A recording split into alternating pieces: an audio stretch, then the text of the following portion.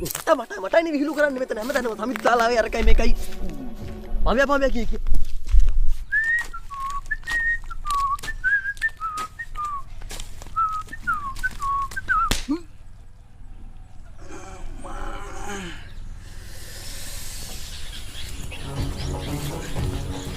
තිලක් අයියා කොහෙද යන්නේ මේ?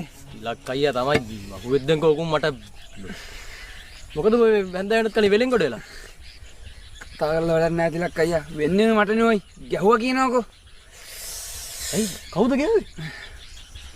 මේ පඹය ඔයි. පඹය?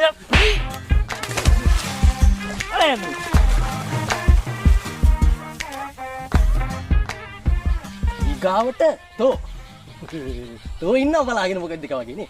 තෝ ඉන්න තමයි මෙච්චර කල් මට ගමේ එක එකාගෙන් නව නිංගන කතා අහන්න උනේ. තෝ හිටපන්. තෝ මට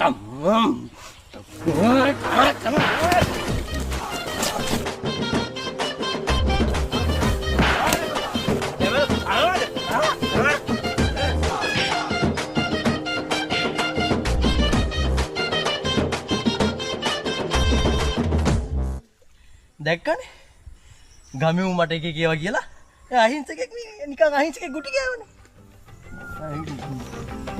කරන්න ඕනේ. මෙතන. මෙතන. පඹය.